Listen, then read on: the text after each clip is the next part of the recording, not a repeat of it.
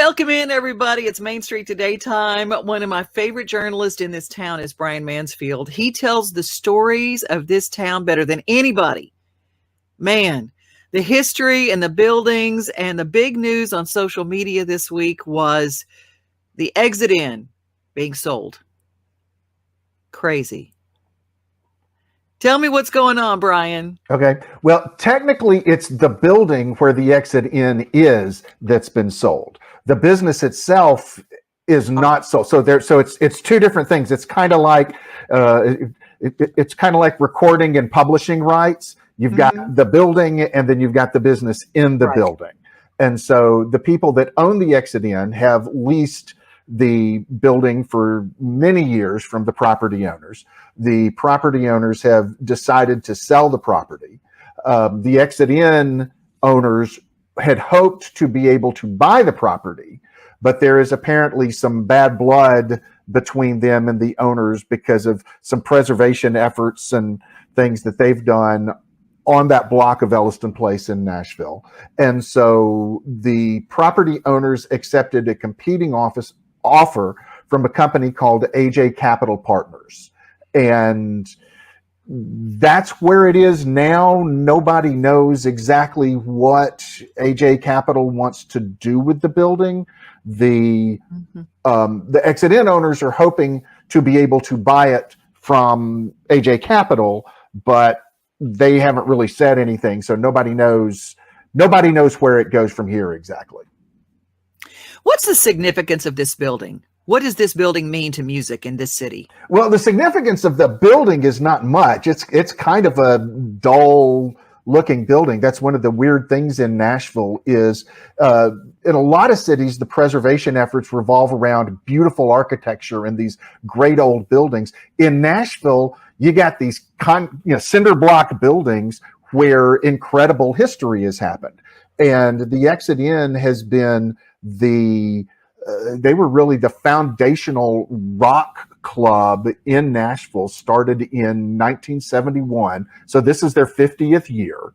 And this was a place where Billy Joel played early in his career. Steve Martin, it was one of Steve Martin's kind of southern hubs early in his career. And there's this famous story, which apparently happened more than once, but he tells it in one of his books where he's playing at the Exit Inn and he takes the entire audience out to, I think it was a Crystal that was in the area at the time. And so they all walk up to the drive-through and he orders like 116 Crystals and 28 chocolate shakes and 57 Cokes and 1 fry to go.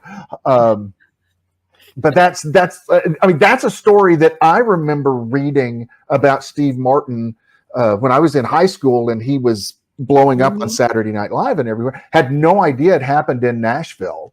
But apparently it happened here at the Exit Inn, and I think it happened more than once. And so this has been like the major local music club, sort of the kind of the equivalent of Los Angeles's Troubadour or New York City's Bottom Line.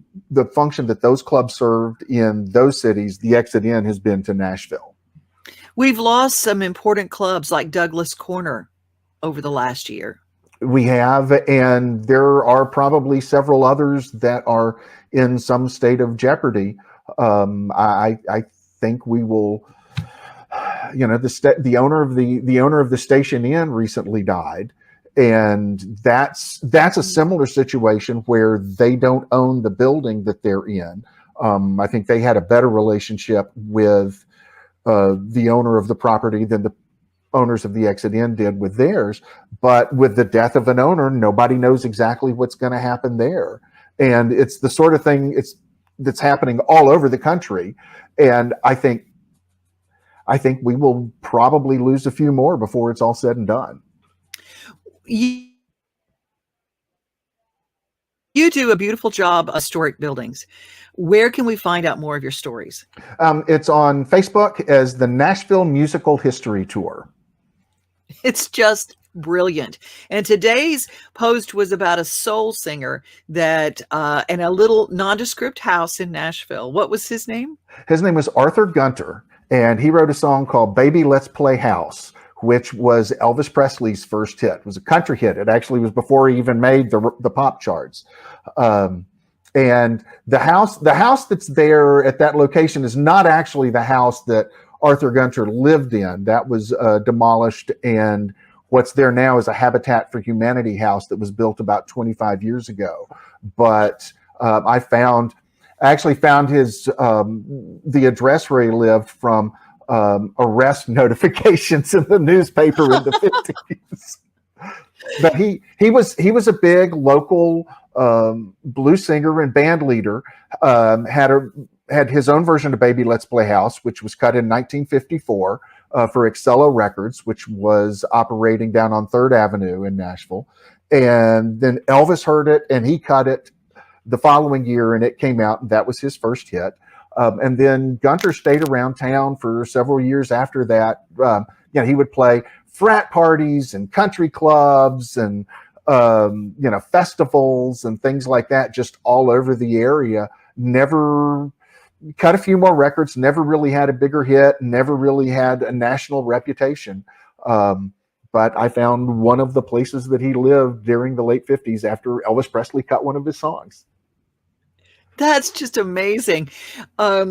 I always think Clifford Curry was a lot like that here in town. I mean, he kept playing parties and stuff like that, but he had such a significant role in soul music, especially beach music. Right. Yeah, it was very similar. He would have sort of been what Clifford Curry was to our generation. He would have been in the late 50s.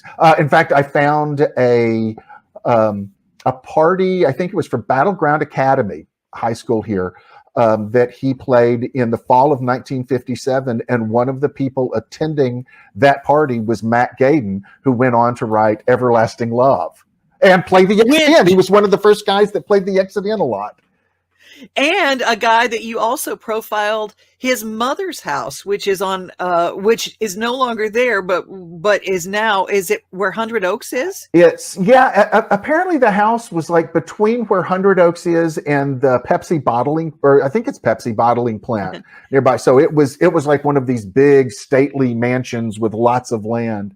So apparently that was his, and I'm not sure if it was his mother's or his grandmother's house. It might have been his grandmother's house where his mother grew up. And then that was something he had posted it. And it was such a great story that I just shared it to the page because I knew everybody would want to read it. And there was no way I was going to be able to write it better than Matt Gaden did. I love it. Well, you can find everything on Facebook. Brian Mansfield, thank you so much for your time today. And you're working today for Country Insider. Any inside scoop you got today for country music? Well, the big news this morning is that the ACMs announced their performers lineup. So they've got like the big names, the Kelsey Ballerinis, the Luke Bryans, Miranda Lamberts. Looks like Miranda Lambert's going to do a little trio thing with John Randall and Jack Ingram. But then they've also got like CeCe Winans and the Warren Treaty and Elle King. So I'm guessing Miranda's going to get 2 performances at least because she's got a duet with Elle King right now, but she's also doing this stuff with Jack Ingram and John Randall, and all of them are listed among the performers. April 18th. Okay. Yes.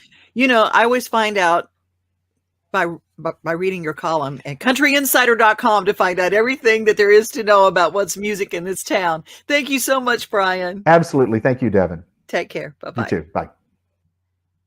I do. I read everything. Formerly of USA Today, I used to run into Brian, the red carpet,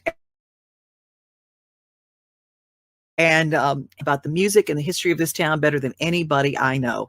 Well, we're going to tell a little bit about the history that wasn't covered in that interview right here with the Exit In. This weekend, the news that the historic Exit In on Elliston Place had been sold rocketed through social media.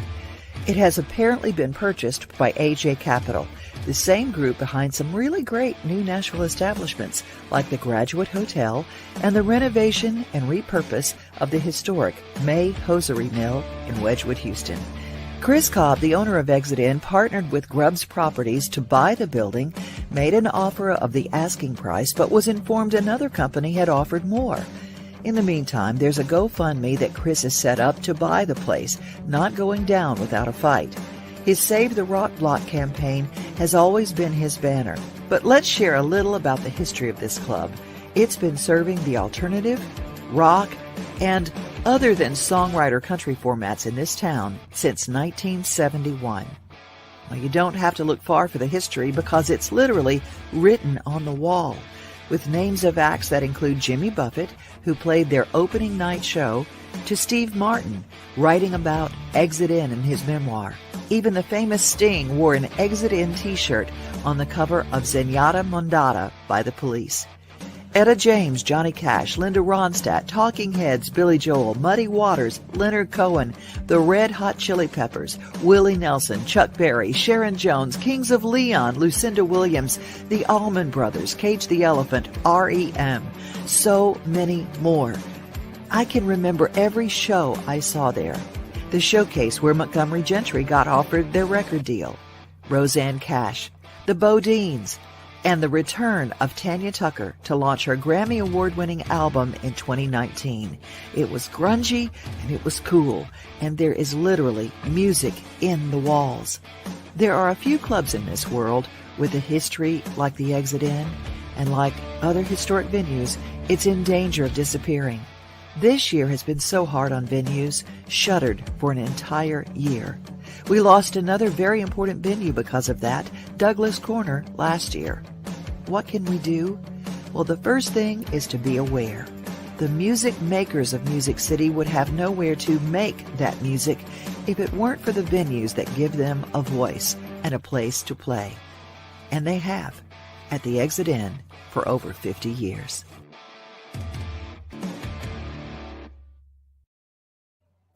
Something else going on in Nashville. The ticks are back. The ticks are back. And this week we're going to talk with some folks to help you avoid those. I mean, can you believe we just had an ice storm and the ticks are back with a vengeance, already out? So take, not just for your pooches, but for you to want to get.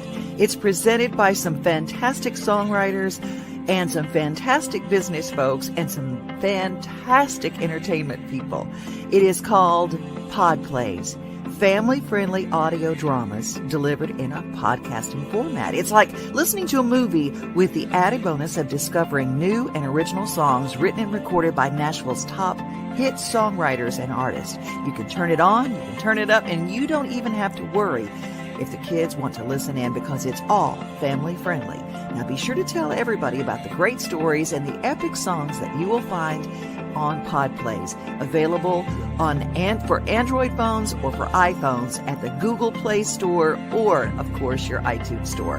That is Pod Plays. You can get your copy right now. It was created by songwriter Leslie Satcher and her husband David Allen and a group of incredible songwriters. You will love the stories. You will love the songs.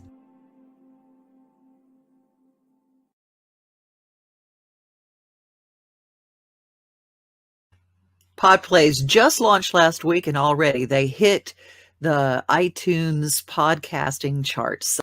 Welcome to Artober. Nashville celebrates the arts together. The Community Foundation is part of celebrating the art of Middle Tennessee. Right now, we're asking artists to submit a piece of artwork that exhibits Artober Nashville.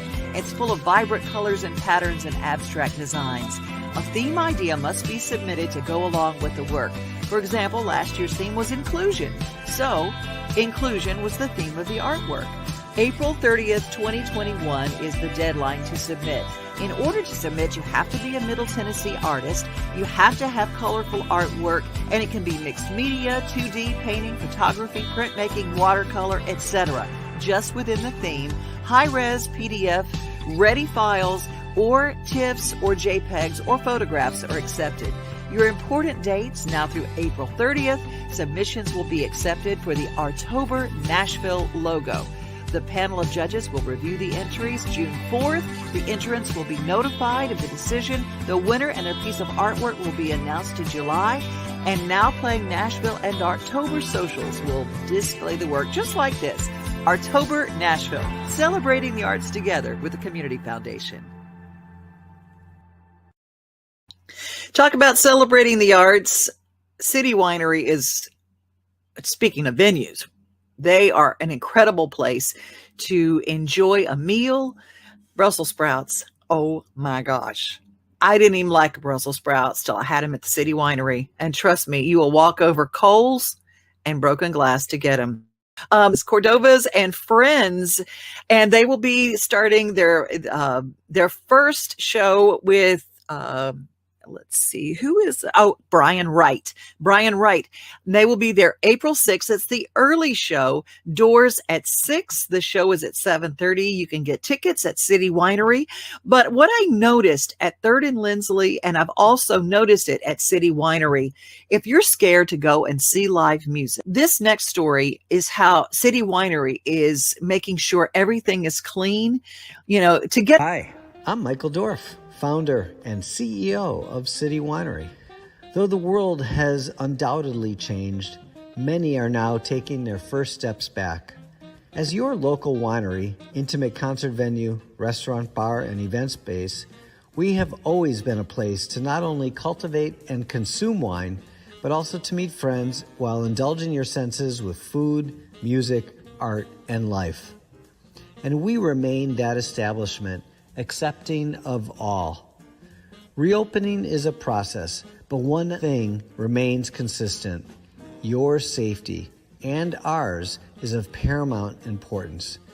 But we need your help too. So City Winery put in place guidelines of how we can all work together for a safer community. Upon entering, all guests, employees, musicians, and even delivery personnel receive a temperature check and a brief wellness questionnaire. Employees wear masks and gloves, and we have plenty of hand sanitizer on site, of course. Contactless ordering provides peace of mind. Tables, spaced widely apart, are disinfected after each guest, and we wipe down door handles regularly. If we're at capacity, we'll text you when the next seat is available. From you, we request masks upon arrival, and we provide single-use sanitizer towelettes and bags to store your mask. We even have masks for sale at our merchandise booth. Anytime a guest leaves their seat, they must put their mask back on. Regular hand washing and social distancing helps us all remain safer. Remember, we're in this together. Where possible, we'll have a separate entrance for shows. Our intimate concert hall remains intimate, but at a much smaller capacity, safely spaced tables. If you've been to a concert, you know the second set is always the best. Let's make the most of ours.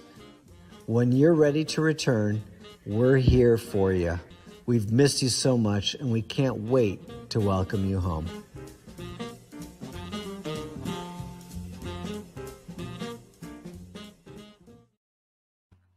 City Winery also features Daryl Scott, one of my favorites. He's a little bluegrass, little alternative, little rock, little country. He's the best ever, and he will be there April the 8th. And Middle Tennessee was besieged by some tragic weather instances.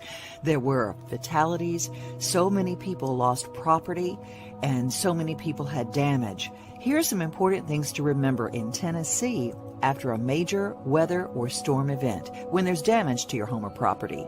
The TDCI, that's the Tennessee Department of Commerce and Insurance, says there are a few things to remember when you have to file an insurance claim after one of these weather events or disasters. First of all, file your claim as soon as possible. Call your insurance company or your agent with your policy number and any other relevant information. Now, your policy might require that you make the notification within a certain time frame. Know what that is. If your home is damaged to the extent that you can't live there, ask your insurance company if you've got any coverage for additional living expenses, hotels, or apartments in the meantime. Document your damage by taking photographs or video of any damage for every instance your home or property was damaged. And it's also probably a good idea to take pictures and video of your home before a weather event. if you want to really make sure that you have things planned out, make temporary repairs necessary to prevent further damage to your property, like covering your broken windows, tarping your roofs. Your leaky roofs can damage your walls even further, so make sure you do the best to make temporary repairs. Never have permanent repairs made until your insurance company has inspected the property and that you've reached an agreement on the cost of those repairs. Now be prepared to provide any of your claim adjusters with records of your improvements that you made prior to the damage. That's where pictures and video before the fact really come in handy. Now, if you feel that you are unfairly denied a claim by your insurance company, any consumer can file a complaint with the Tennessee Department of Commerce and Insurance. Now, there's three things that you need to remember never to do when it comes to getting your damaged home repaired. 1. Never sign over your insurance check for rebuilding. 2. Don't pay with cash or pay the total before the work is complete. And 3. State home improvement laws prohibit contractors from asking for a down payment of more than a third of the total contract. Only conduct business with licensed insurance agents and contractors. That's important. When someone knocks on your door after a disaster and says, "I can do this work for less," make sure that they are licensed and insured. If you want to verify an insurance license, all you have to do is go to the National Association of Insurance Commissioners. Just verify before you build or buy. That's just a little tip to get through these troubled times when it comes to weather.